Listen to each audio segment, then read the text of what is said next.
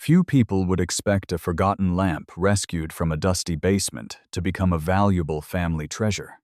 Yet that is exactly what happened in this remarkable story. The lamp had been passed down through generations before eventually reaching its current owner, who inherited it after his father's passing. Long before that, the piece had an unlikely beginning in a dirt-floor basement beneath a wealthy California home. Back in the 50s, my grandmother worked for wealthy people in Atherton and Menlo Park area. And she found this lamp that was down in the basement. It was a dirt basement, crusted with dirt, and she brought it home, cleaned it up, and she gave it to my mother. For decades, the lamp remained quietly within the family. Few people realized that it might be far more valuable than it appeared. Years later, curiosity led the owner to investigate its origins. The results pointed toward one of the most famous names in antique lighting. I found out it was a Tiffany Lotus Bell table lamp. You're correct. This is a Tiffany Studios Lotus Bell table lamp. Experts confirmed that the lamp was an early example of the highly sought-after Lotus Bell design. Its elegant shape was inspired by a lotus leaf opening in bloom. Markings on the base and shade helped verify that it was produced during the early years of Tiffany Studios. Although a few parts had been replaced over time, the lamp itself remained authentic. That authenticity made it especially desirable among collectors. Then came the moment every antique owner dreams about. After examining its condition and rarity, the appraiser revealed a value that completely changed the story. In the condition it's in, I would say $35,000 to $45,000 retail. It would be on the higher end, maybe $45,000 to $50,000. Wow.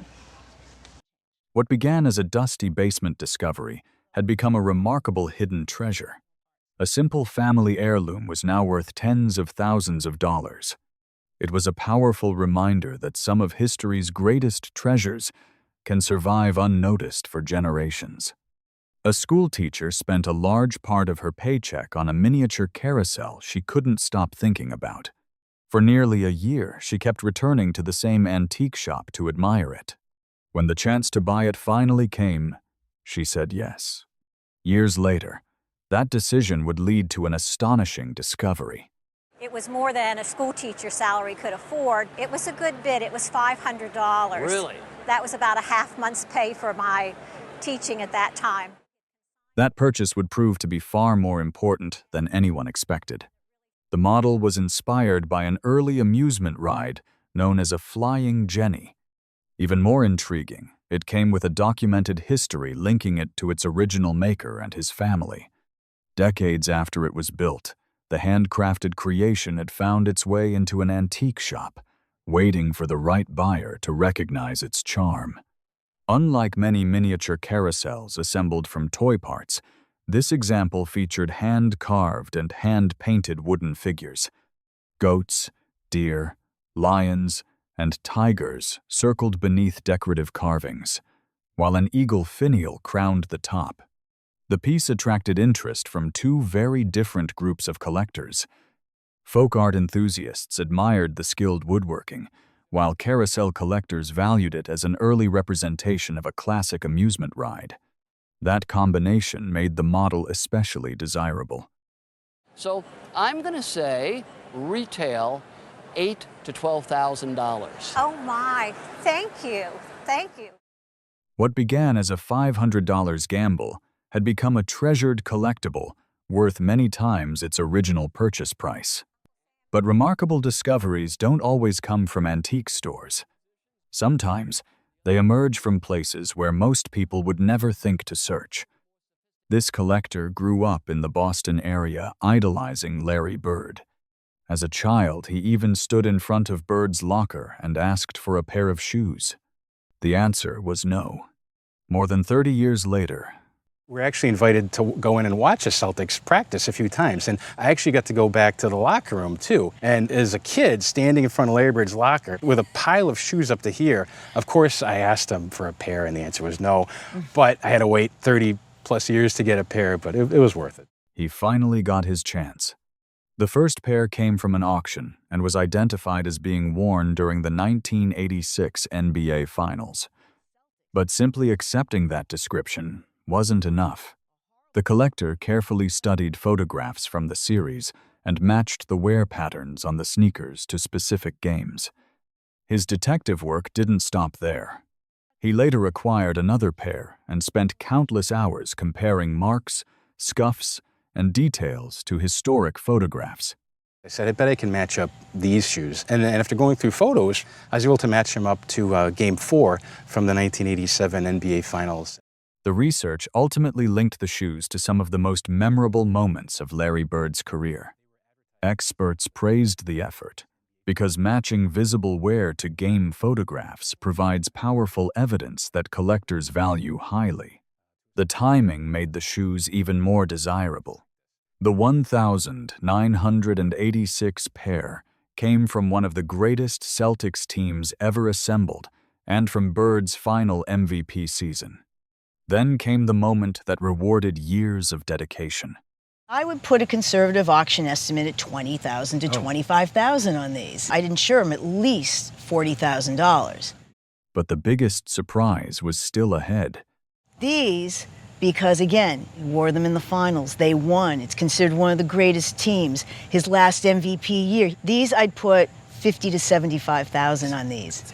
$75,000. Wow. Oh, I didn't expect that for those. I thought they were good, but I didn't. Oh, that's cool. Okay. I'd put $150,000 for an insurance value. Oof. A childhood dream had turned into an extraordinary collection, connected to one of basketball's greatest legends. A man noticed something in a pile of trash that most people would have walked right past. Guided by a hunch, he pulled a few items from the dumpster and took them home. At the time, it seemed like nothing more than an interesting find. But hidden among those discarded objects was a remarkable piece of history. What began as a simple act of curiosity would eventually lead to a discovery few could have imagined.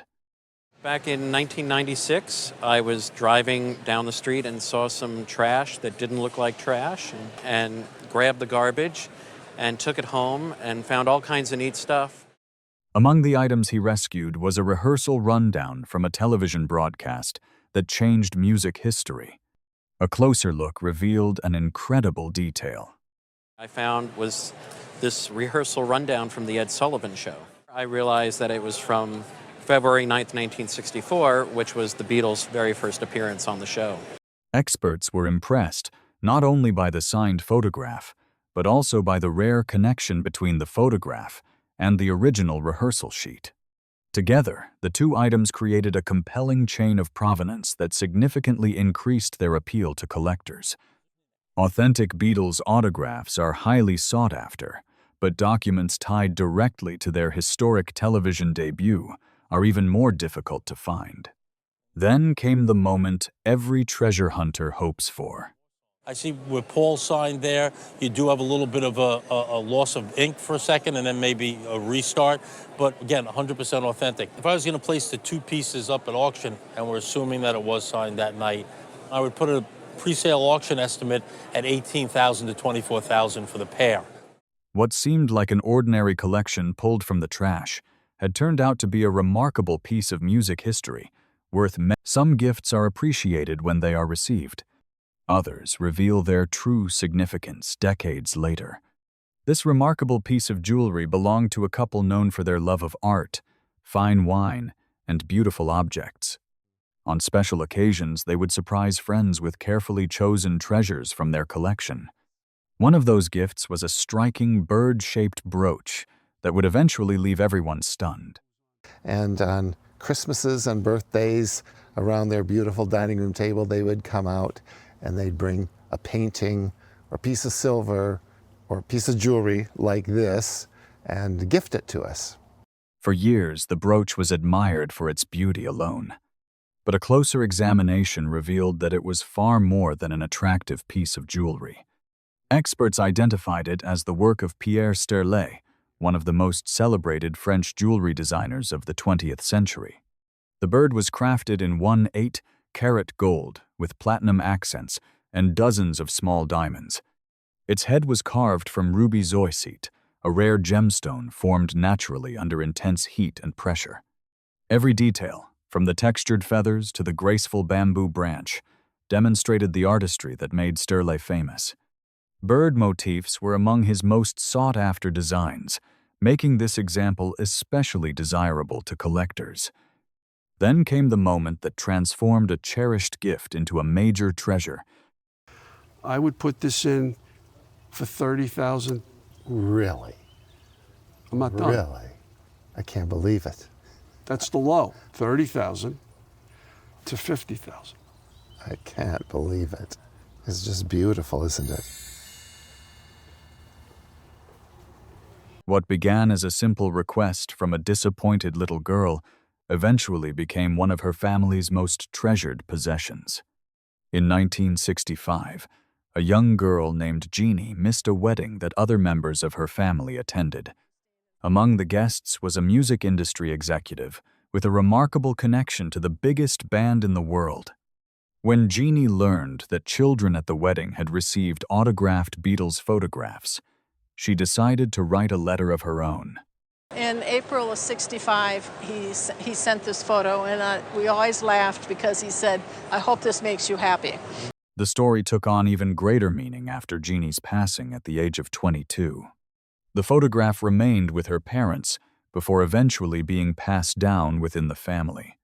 Years later, experts examined the piece and uncovered several remarkable details. The image was taken by renowned photographer Robert Whittaker and originated from the sessions connected to the Beatles' '65 album era. The accompanying letter provided an exceptional level of provenance that collectors rarely encounter. Then came the moment that revealed just how special the photograph truly was. That we placed a value on this at auction of between $10,000 and $15,000. Most people wouldn't think twice about an old guitar rescued from a pile of abandoned office junk.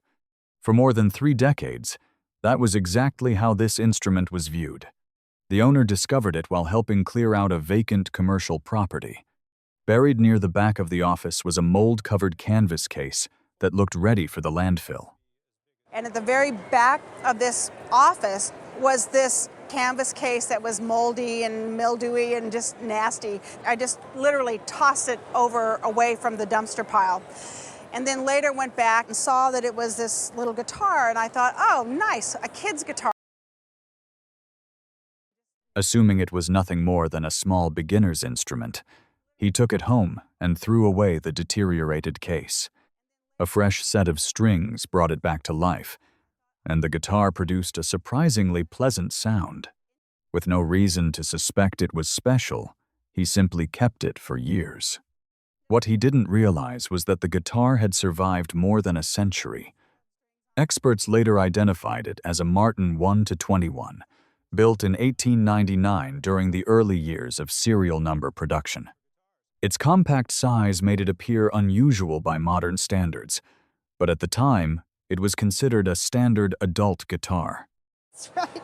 The guitar was made by C.F. Martin and Company in Nazareth, Pennsylvania. Okay. They've been making guitars since 1833.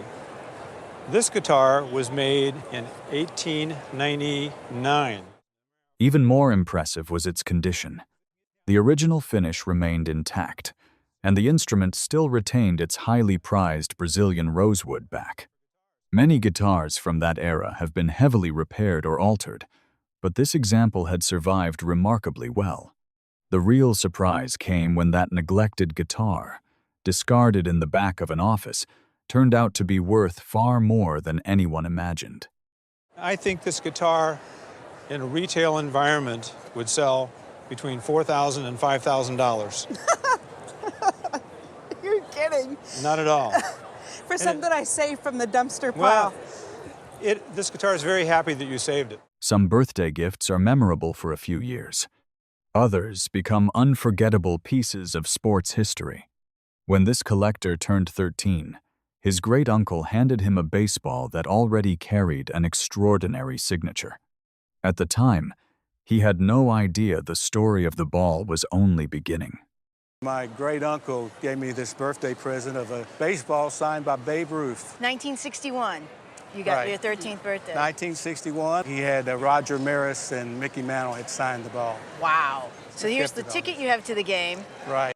With those additional signatures, the baseball became something truly unique.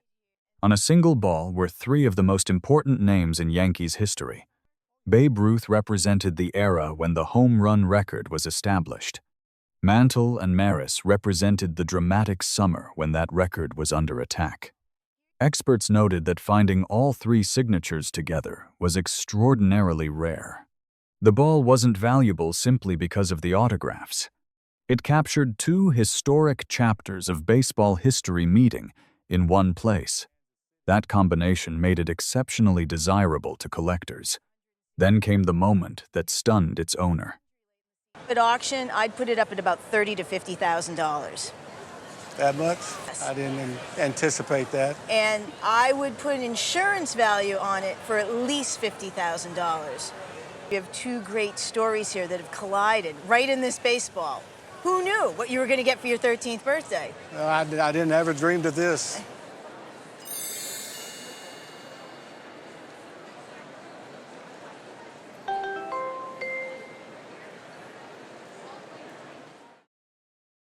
These Celtics collectibles entered the family through an unexpected friendship. The owner's husband's grandfather worked for the IRS and handled taxes for one of the most influential figures in basketball.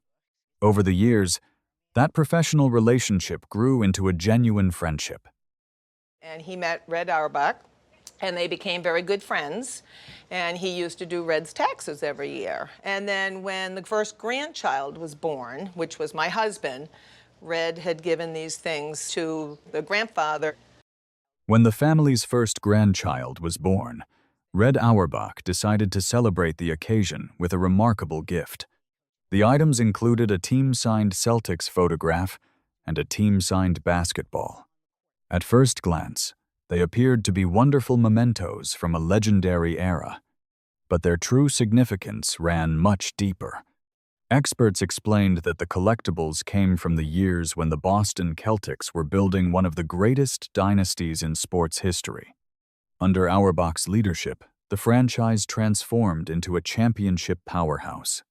The signed photograph captured the beginning of that remarkable journey.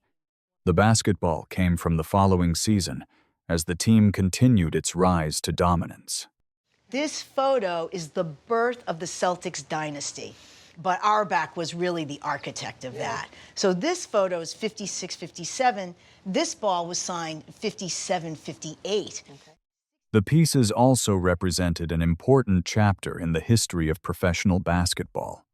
Auerbach helped shape a team that changed the sport, both on and off the court.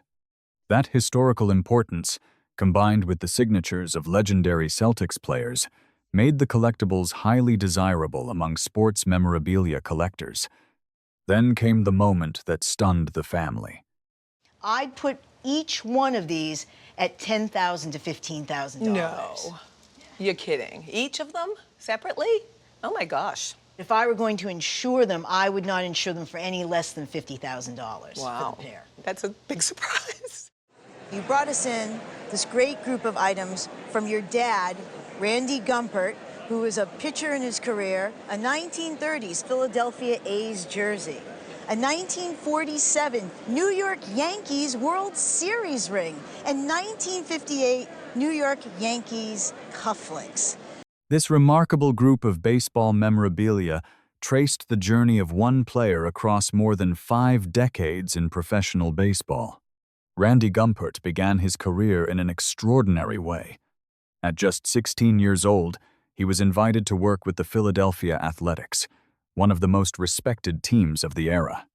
And so he played for the Yankees in 46, 47, and 48.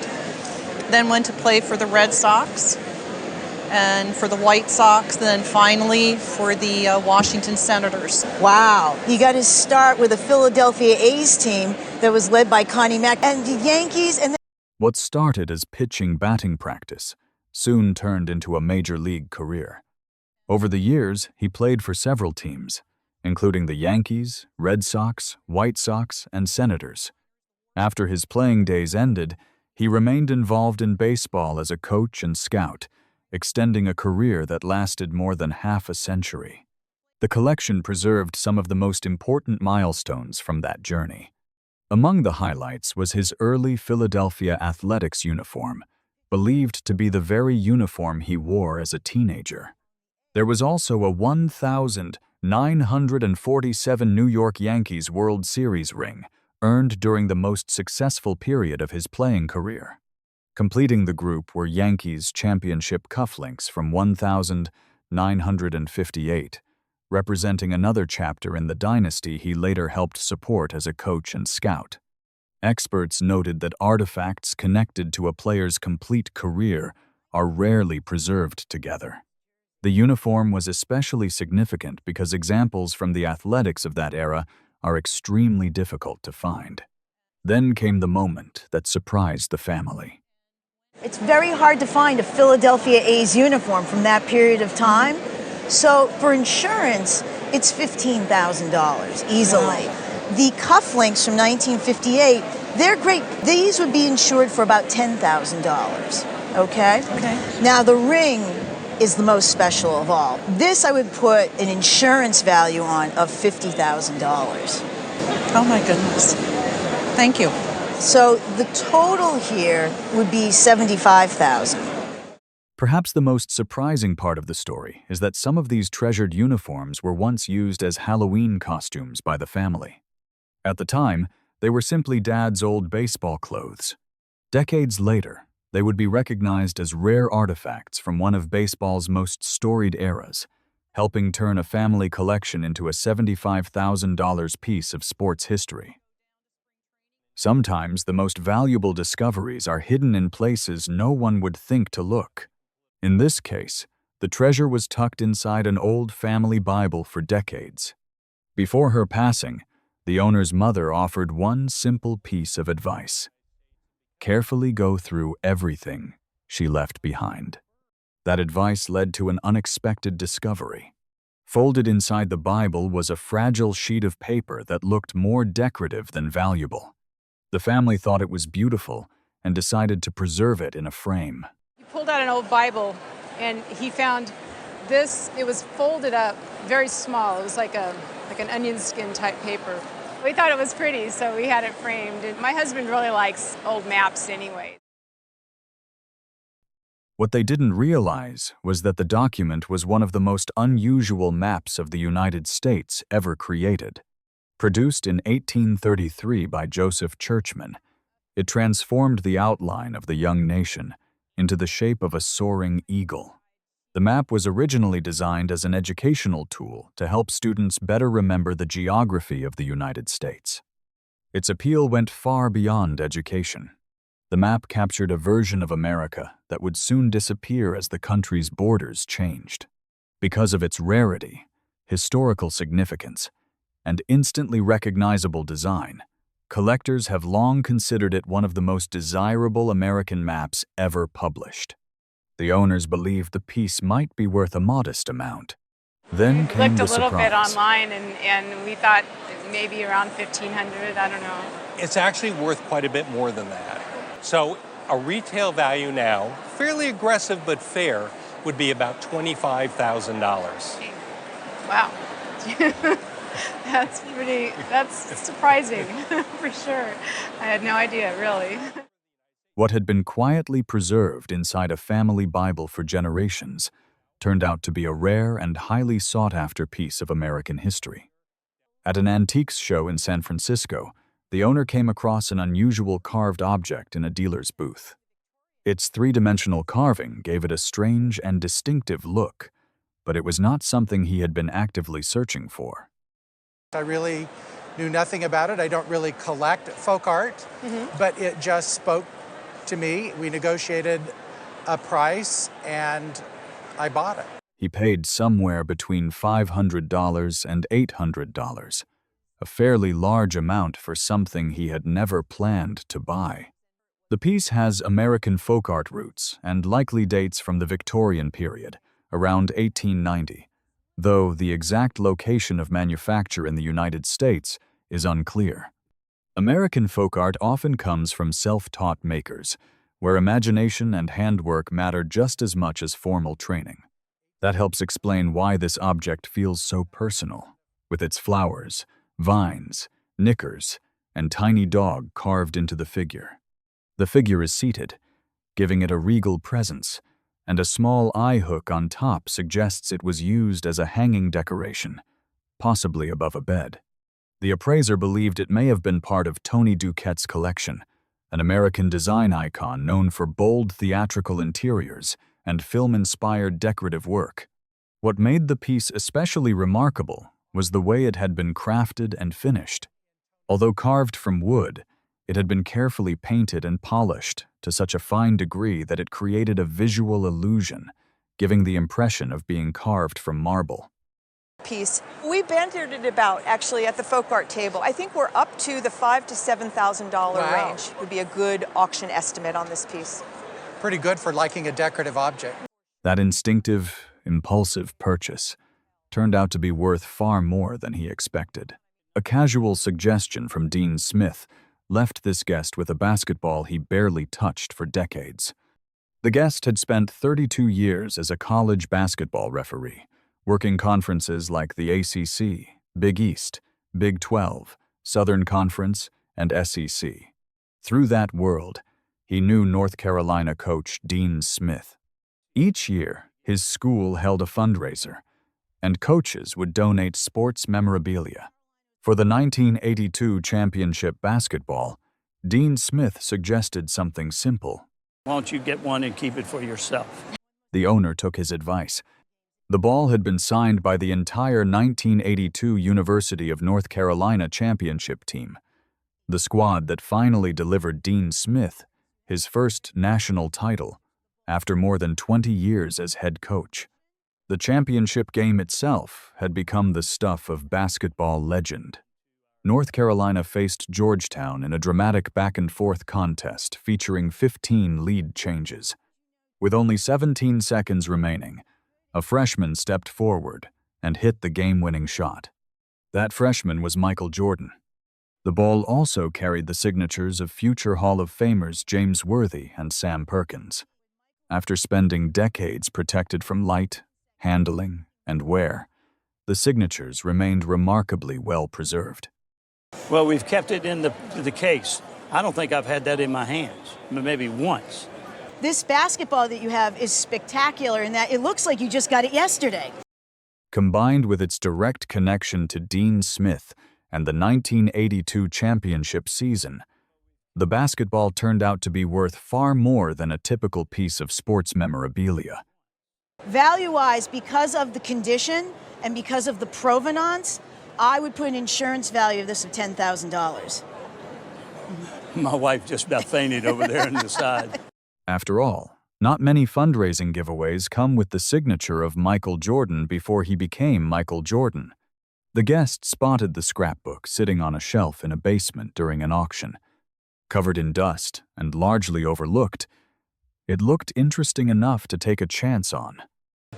Started to look through it, looked like it had some interesting things, didn't really see these. What did the scrapbook sell for, if you don't mind me asking? $50. $50. He ended up buying the scrapbook for $50 and brought it home without thinking much more about it.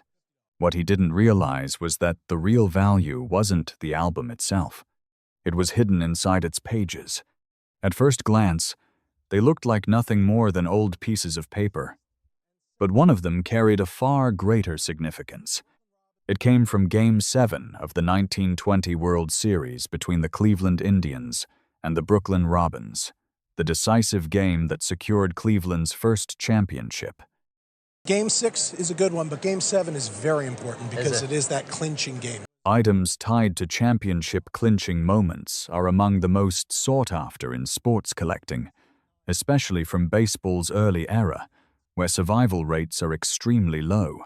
What makes these even more remarkable is simply that they still exist at all. A stub like this, though, you're dealing with a very old piece of paper here that could easily disappear over the years. Despite having been glued into the scrapbook, leaving some condition issues on the back, the tickets still displayed very well. These are wonderful treasures. I would put a retail value on these ticket stubs at about $2,000. Really nice, excellent. Yeah. A modest sum on paper, but still a remarkable return for something that began as a $50 impulse purchase in a dusty basement. Books passed down from a great-grandmother turned out to be one of the most valuable printed works ever brought to Antiques Roadshow. These books were owned by our great-grandmother. As far as going back beyond that, we're not sure how long they've been in the family. Well, these are two really quite amazing books. They were identified as Hortus Eystettensis, a monumental early 17th century botanical work created to document one of the most ambitious gardens in Europe at the time. Commissioned by the Bishop of Eichstätt, the garden was designed to contain plant species from around the world, including America, Asia, and the Ottoman Empire, a remarkable achievement for its era. To preserve it, the bishop hired botanist and pharmacist Basilius Besler, who spent nearly 16 years overseeing the creation of detailed engraved illustrations produced by a team of artists. The result was one of the most important botanical works ever made, featuring hundreds of hand-engraved plates documenting over 1,000 plants. Each page was filled with large, highly detailed illustrations that transformed flowers and plants into works of art rather than simple scientific records. There were over 1,000 plants illustrated in the books of 600 different species, and there are 367 plates throughout the two volumes produced in 1613, which of course is the age of Galileo and Shakespeare. So it really changed the nature of botanical illustration. Only about 300 uncolored copies were originally produced, and many surviving examples ended up in institutions. That made a complete family-held set especially unusual. The appraiser noted that the pages had not been trimmed and showed very little spotting or discoloration. Individual plates can sell for thousands, but complete undisturbed copies are far rarer. If it were to be offered at an auction today, it would probably have a value of $250,000 to $350,000. Wow, that is amazing. A set of books preserved within a family across multiple generations turned out to be an extraordinary surviving treasure from the time of Galileo and Shakespeare, worth hundreds of thousands of dollars.